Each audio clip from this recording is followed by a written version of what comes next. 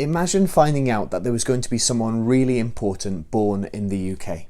You'd probably assume that they'd be born in London, in some posh hospital somewhere in Kensington. But then finding out that they weren't going to be born in the capital. They were going to be born in Slough. You'd suddenly be a bit sceptical. Well, I thought you said this person was going to be important, was going to be special.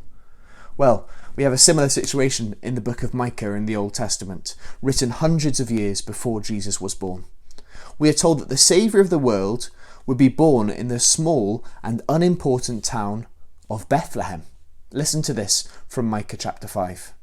But you, Bethlehem Ephrathah, though you are small among the clans of Judah, out of you will come for me one who will be ruler over Israel, whose origins are from old, from ancient times.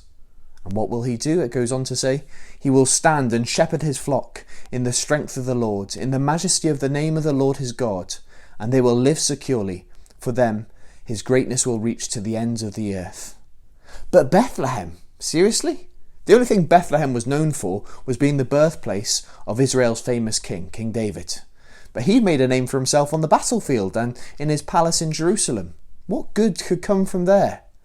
Well, here we're told that from this sleepy town there would come a ruler over Israel whose origins are from old, from ancient times. Who could that be? Well, hundreds of years later, God in the flesh, Jesus Christ, was born into a poor family. His bed, a feeding trough for the animals, because there was nowhere else to stay in this nowhere town. What would people have made of this prediction at the time? Well, the people who Micah was writing to in this time were obsessed with prestige and wealth and power. But here he's saying, you're looking in the wrong place. Jerusalem, your mighty capital, is going to fall. It's going to be captured by someone else. You're going to have to look somewhere else for your Saviour and King. And just like the place of his birth, this king would be humble. He would be a shepherd, like David before him. Jesus said, I am the good shepherd. He looked after his people and gave his life for them. It says there in verse 4 that under his protection the people will live securely. And finally, look at verse 5. He will be our peace.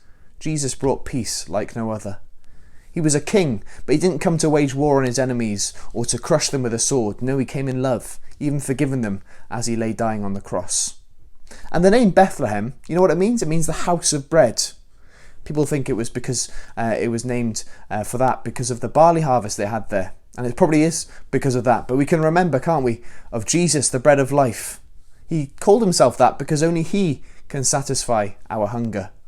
So remember, from this sleepy town came a great king that would shame the powerful. From this town came a shepherd like his great ancestor David.